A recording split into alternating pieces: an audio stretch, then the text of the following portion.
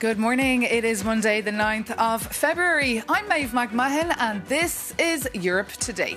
Your daily dose of European news and analysis live here on Euronews. Coming up, the Winter Olympics in Milan Cortina are well and truly underway after a remarkable opening ceremony. But politics has inevitably trickled into the Games.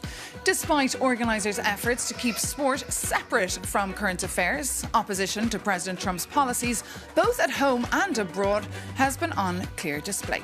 For more on the significance of this, our EU News editor, Maria Tadeo, joins me here in the studio. Good morning, Maria. So look, a spectacular opening ceremony, but also very political. Yes, and look, ultimately, the Olympics is still one of those big global events that can still bring a big audience, right? There's a good feel around it. It's obviously the athletes, the effort, the discipline that goes into it. A ceremony that was indeed very beautiful, very Italian in a way, very different to Paris, certainly more traditional. There's this idea that Italians like about themselves, and they like to export that to the world. It's obviously the colors, the people, the food, the clothes, of course, it's the fashion that were uniforms by the late Giorgio Armani, but it was also very political because a U.S. delegation led by J.D. Vance was in Milan Cortina. They took a meeting with Prime Minister Giorgia Meloni. J.D. Vance, by the way, he was booed on the stands at the San Siro Stadium. Team USA walked out. A camera showed him, and the stadium, you could really hear the boos. And Maeve, at some point, I guess, when you call your allies, weak, decaying, you say they're facing civilization erasure, at some point you're going to encounter the real life pushback. And that was very clear on the cameras that day. And beyond, of course, J.D. Vance, there were protests all along the weekend. We saw some spectacular images, which hopefully we can put up on the screen.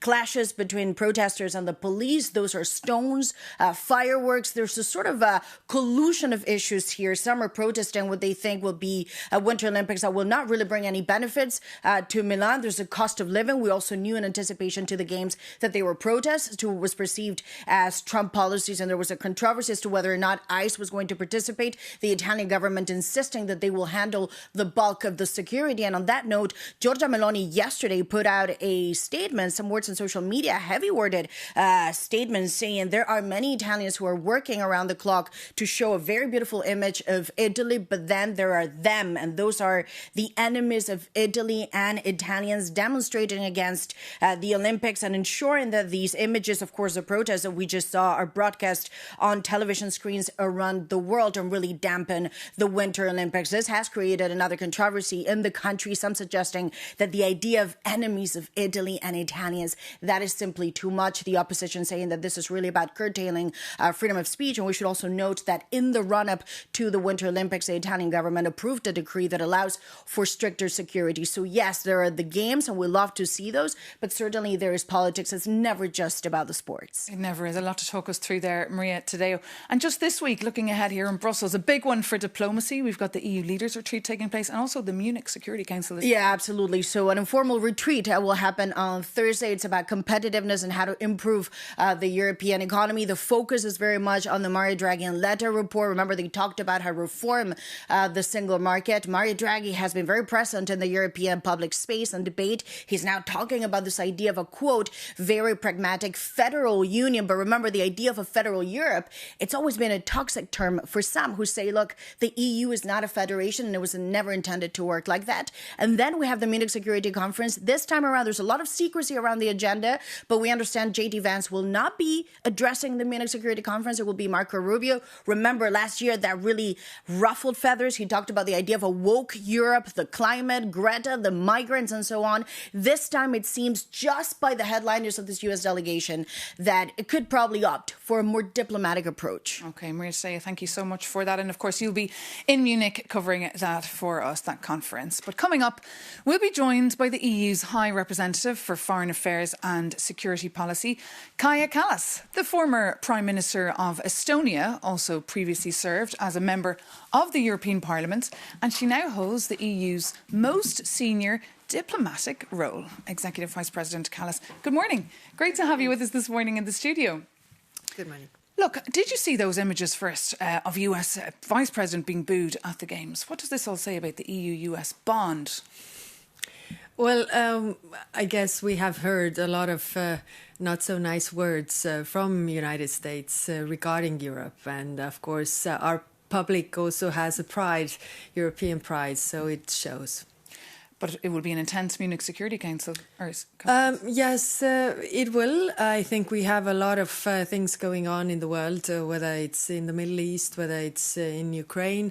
There are a lot of tensions all around the world, so definitely we're going to have good discussions. Well, on those tensions, let's first talk about the talks in Abu Dhabi, the US-led talks. Have you any trust in them? Well, we haven't seen Russia really taking the talk seriously because, while Ukraine already agreed to unconditional ceasefire over a year ago, then Russia keeps on bombing. I mean, just yesterday we heard how they're bombing civilian infrastructure all the time. Plus, they don't really have serious people, behind that table. So I don't expect anything out of this, really. So do you trust the Americans to lead these talks? Well, the Americans have been bringing together the Russians and the Ukrainians, but eventually it's also clear that we haven't seen any concessions on the Russian side. We only have seen what Ukrainians are willing to concede in order to end this war. But if you look at the bigger picture, then, Russia is the problem that has been attacking its neighbors for over, 100 years already. So in order to stop the war and prevent the war from expanding, we should have concessions on the Russian side. And are you concerned now that the Ukrainians might have to give up territory if there's no Europeans around those tables?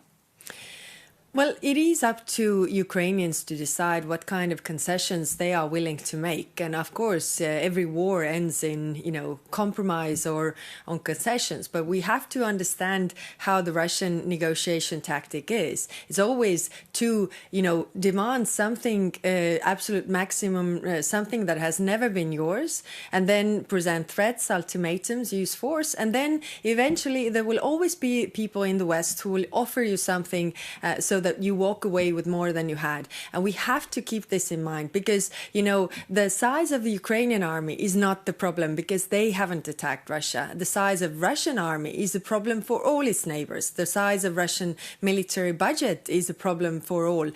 So we really need to see what kind of concessions are they willing to make. And just when it comes to the diplomatic efforts to end the war, what about an EU envoy? Do you support the idea of sending an EU envoy, someone who can directly talk to Vladimir Putin? Well, we have always talked to the Russians, but the point right now is not the person who does it, but more like how and what we want to get out of this. Right now, we see the picture where, the Russians seem to be having this Alaska understanding with the Americans, so they wait the Americans also to deliver by diplomatic means the things that they haven't really achieved militarily. If you think about the whole of Donbass that they are still, demanding.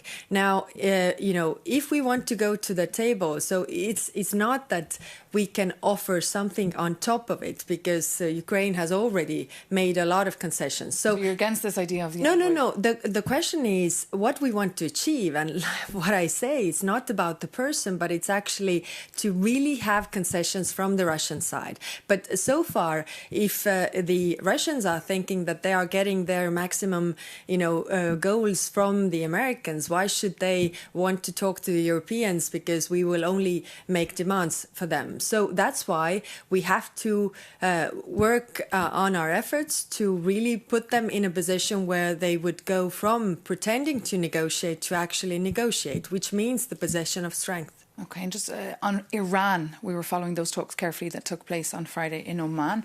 What is your view here? And do you think the EU has been doing enough as well to help Iranian civil society? Well, yes, we have supported Iranian civil society and, of course, the Iranian people as much as possible. Also, we have had diplomatic outreach and talks to the Iranians because we have a lot of worries. I mean, nuclear program, ballistic missile program, also their detention of European citizens is a problem for us. So we clearly want to have a diplomatic solution for this because the region does not need another But again, war. here it's the Americans leading, and of course the Americans had the talks on Friday. Do you have any faith in the Americans?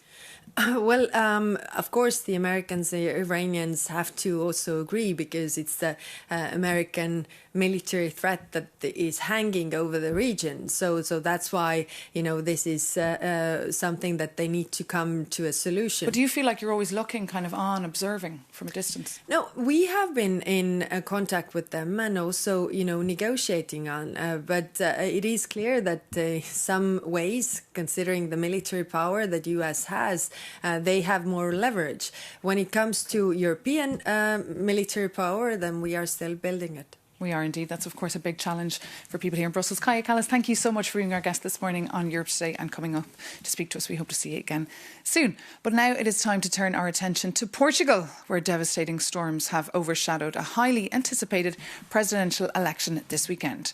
Severe flooding and fierce wind has turned off the power supply to thousands and seen a number of people lose their lives. Despite the disruptive weather and travel complications, turnout was high, though, for the second round of the presidential elections. Our correspondent in Lisbon, Joana Mourão Carvalho, sent us this update on the outcome. Foi uma noite de grande festa aqui nas Caldas da Rainha, sem surpresas. António José Seguro foi eleito Presidente da República. It was a night of great celebration here in Caldas da Rainha. Unsurprisingly, António José Seguro was elected President of the Republic with almost 67% of the votes. Also tonight, history was made. Seguro is the first socialist president in 20 years, after Jorge Sampaio left office in 2006. Seguro also went over the 3 million vote mark, making him the most voted candidate in presidential elections. In his victory speech, Seguro promised to be a demanding and vigilant president, but never a counterweight. Prime Minister Luís Montenegro, who also reacted to the results, said that cooperation and partnership with Seguro will ensure political stability in the country. Que a cooperação e a parceria com Seguro irão garantir a estabilidade política no país. And for more on the outcome there in Portugal, do visit our website, Euronews.com, or of course download our app. But now, Jakob Jannes has been looking into some interesting data about the amount of money in our pockets since the COVID-19 pandemic. Take a look. Europeans are getting richer, and since the pandemic, real household income has jumped by about 7%. But if you look closely at the map, you realize this isn't a shared meal, it is a very unequal dinner party. And right now, the East is ordering seconds. Poland, Romania, Hungary and Croatia are feasting, with their real incomes growing by around 15 to 20% in just 5 years. Meanwhile, the North is on a diet. Sweden, Finland and Denmark have barely touched their food, stuck with almost zero growth. And even the heavy eaters like Germany and Italy are just picking at their plates. Real household income is what you can actually swallow after taxes and inflation. And in the North, high prices ate up the entire meal. That is not the case in the east of Europe, where wages grew fast enough to beat the bill. But hold on, before you feel sorry for the West, remember, portion sizes are still very different. Citizens in Luxembourg and Germany still have the biggest plates in Europe, with purchasing power nearly 5 times higher than in Bulgaria. Or, in simple words, look at this avocado index. In Luxembourg, an hour of work buys you enough avocados for a party-sized bowl of guacamole, and in Bulgaria, just a small dip. But if you're not a stereotypical millennial, who, a friendly reminder, is now in their mid-30s and probably due for a colonoscopy soon, maybe pick a tomato instead. Because, let's be honest, at least the tomatoes in Sofia actually taste like tomatoes.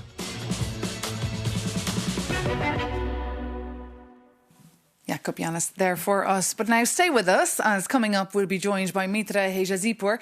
The Iranian-French chess grandmaster is the winner of the Iranian Women's Championship, but actually got expelled back in 2020 for not wearing a hijab.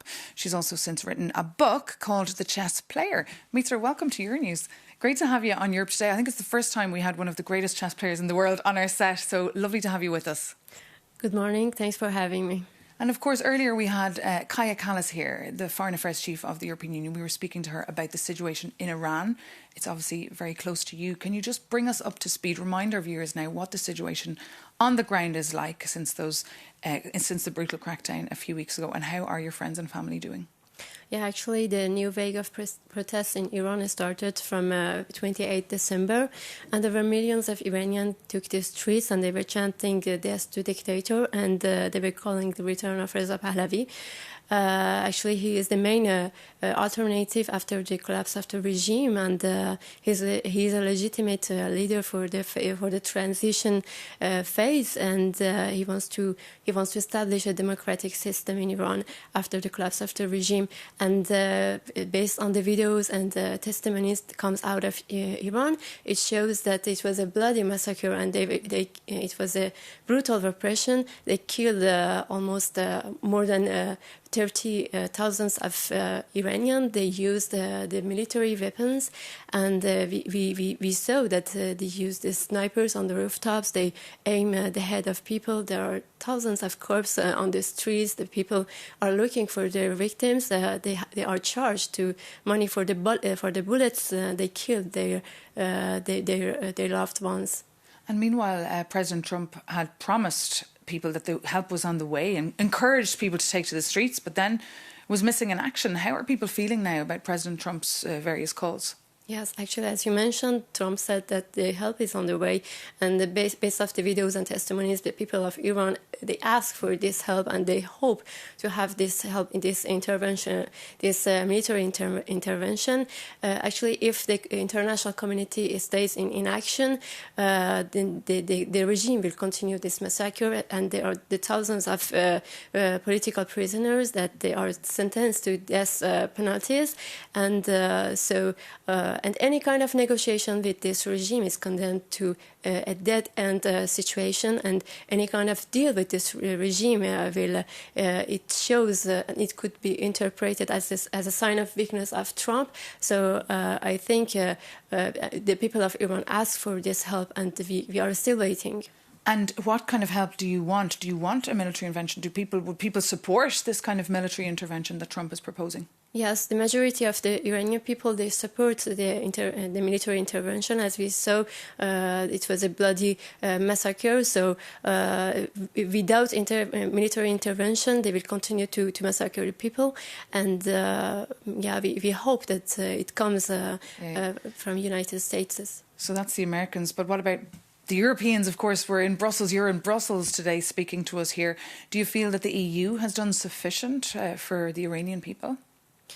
I think we didn't have enough support from international community. At least I live in France. I didn't see this enough support from European countries. We saw that. Actually, next week there will be huge demonstrations in Munich, Los Angeles, and Toronto. So we will see the Iranian community out of Iran to support, to show the solidarity with the people of Iran. So what would your message be to Europeans, to our viewers watching today, and also to Kaja Kallas, the EU Foreign Affairs Chief, and to EU Heads of State and Government? We need more support for the intervention militaries. We need to fire, to expel the Iranian diplomats, because they are the criminals, and also to recognize Reza Pahlavi as a main figure of opposition, because he is legitimate, and the people of Iran, they chanted his name in four corners of Iran. So we need more support to. Okay, Mitra, thank you so much for coming in to us today and speaking to us here on Europe Today. Mitra Hejazipour there, famous Iranian-French chess player. But that does bring this edition of Europe Today to an end. Thank you so much for your company. As always, you can visit Euronews.com if you need more news, more analysis and more context on any of the stories we're covering for free here. But thank you so much again for tuning in. Take care. Goodbye from Brussels.